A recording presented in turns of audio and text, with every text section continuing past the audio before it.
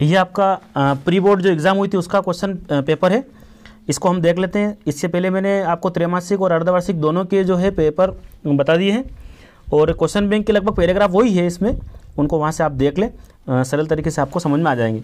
तो यहाँ पर जो क्वेश्चन आप जो दिया है इसमें, यहाँ दिया है long ago in Mongolia there lived emperor who feared growing old, मतलब वो एक राजा है जो मंगोलिया का है, वो बूढ़ा होने से उसको डर लगता है, ये वाला पैराग्राफ इसमें है, ठीक है।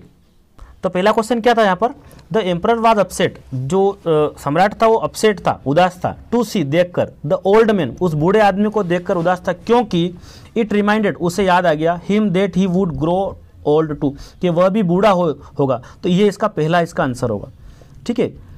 द पीपल सा द गोल्डन पिक्चर, ठीक है, लोगों ने उस सुनहरे घड़े को देखा, तो कहाँ देखा, in the lake near by.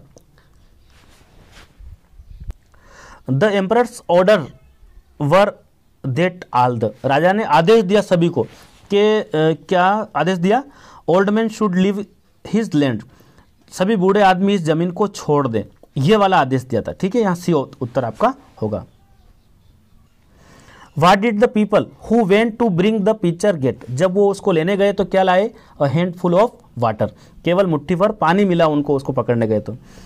The emperor feared, राजा को डर क्या था, तो उसको डर था बूढ़ा होने का, तो यहाँ आएगा गेटिंग ओल्ड, तो ये डी ऑप्शन यहाँ आपका होगा, गेटिंग ओल्ड। ये पैराग्राफ आपका हाफ ईयरली एग्जाम यानी कि अर्धवार्षिक परीक्षा में पूछ लिया गया था, इसको मैंने वहाँ पर समझा दिया है, ठीक है। और मैं आपसे फिर से बोल रहा हूँ कि प्रश्न बैंक वाले जो है मेरे चैनल प्लेलिस्ट में जाकर आप उसको क्वेश्चन बैंक वाले में से इसको वापस आप देख लें। देखिए सेक्शन सी ग्रामर में क्या है, ही इज अवर लेट, तो यहाँ एन आएगा, है ना, इसको हावर नहीं बोलते, अनार का तो अवर बोलते हैं, इसलिए आपका ए एन आएगा। हिज अंकल डेड ओप कैंसर, यहाँ ओप आएगा। ही वांटेड टू इंजीनियर, तो यहाँ आएगा बीकॉम। ये देखो वापस आ गया आपका मास्क वाला, we should wear mask in crowded place, तो ये शुड जो इसमें शुड लगेगा, ये त्रैमासिक में पूछा था आपसे, है ना, तो we should wear mask in crowded place.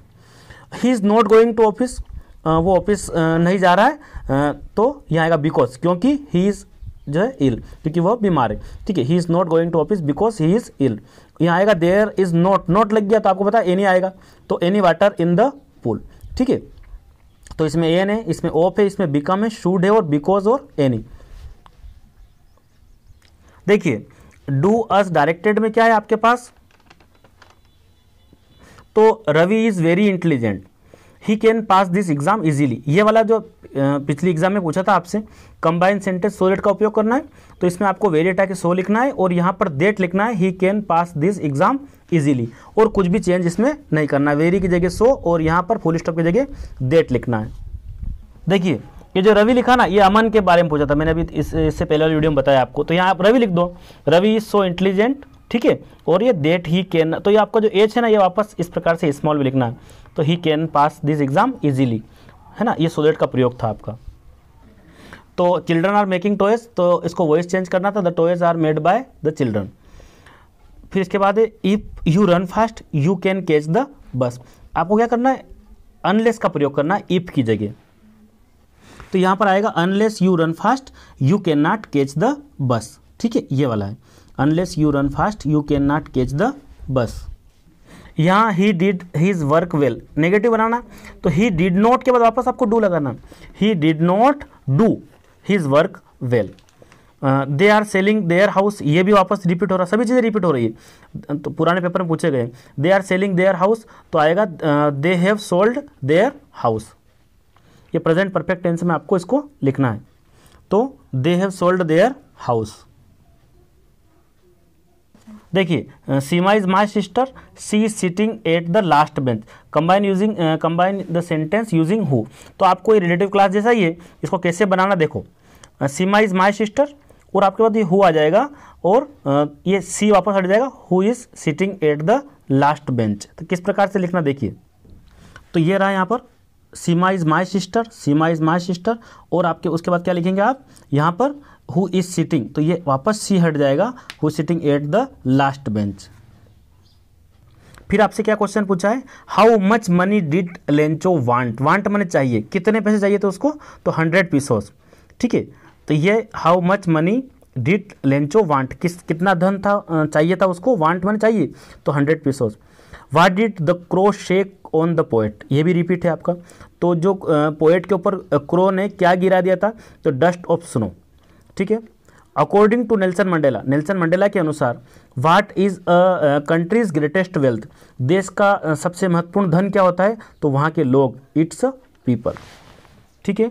उसके बाद which of this name did any give her diary, अपनी डायरी को क्या नाम दिया उसने, तो यहाँ पर आएगा आपका कीती नाम दिया था। In what way Peggy was cruel to Wanda, तो यहाँ पर आएगा in what way Peggy was cruel to Wanda, तो she used to bully her. अब Coorg is famous for, Coorg काय के लिए प्रसिद्ध है, तो ये कॉफ़ी के लिए, ठीक है।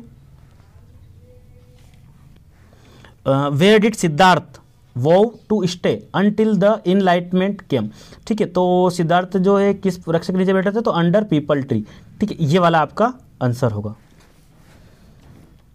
अब ये आपका क्या है, ये जो स्ट्रिक्ट दिया ना, ये आपका जो फर्स्ट लेसन है उससे दिया गया, लेंचो वाले से। तो यहाँ लिखा है ना, ये the house only one of entire valley, इसको आप देख ले अच्छे से, ठीक है। From which lesson has this text been taken, ये कहाँ से लिया गया है, तो अ लेटर टू गॉड, ठीक है। लेंचो वाला पार्ट है a letter to God. Where was Lencho's house situated, Lencho का जो घर था वो कहाँ स्थित है, तो वो आपका आएगा ये on the crest of low hill, ये वाला।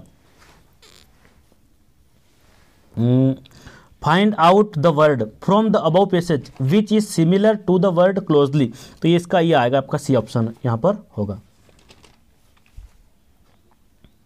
देखिए बी नंबर पे जो एक्सट्रैक्ट दिया ना, तो ये आपका फायर एंड आइस जो है ना उससे दिया गया है, ठीक है। ये आइस दिख रहा है यहाँ पर। क्वेश्चन है आपका from which poem have this lines been taken, ये लाइनें कहाँ से ली गई है, तो फायर एंड आइस से। What is the meaning of perish, तो इसका मतलब होगा डाई, ठीक है। Write the name of poet of the above poem, इसके कवि का नाम पूछ रहा पोएट का, तो रॉबर्ट फ्रॉस्ट, ठीक है। फायर एंड आइस और एक और क्या है आपका, और डस्ट ऑफ स्नो, इन दोनों का रॉबर्ट फ्रॉस्ट है। इसके बाद जो पेपर में जो पैराग्राफ आए ना, जो त्रैमासिक, अर्धवार्षिक और प्री बोर्ड में, उन पैराग्राफ को आप क्वेश्चन बैंक का जो सोल्यूशन है इस चैनल की प्लेलिस्ट में जाकर आप वहाँ इंग्लिश के पेपर में जाकर आप उसको देख सकते हैं। वंडर्स ऑफ साइंस पे आप जो है मेरा नाम लिखकर नरेंद्र पांचाल लिखेंगे और वंडर्स ऑफ साइंस लिखेंगे, तो आपको बिल्कुल एक सिंपल सा 4 लाइन वाला जो अभी आपका काम चल सकता है, इस प्रकार का मैंने एक वहाँ बता रखा है। ओके।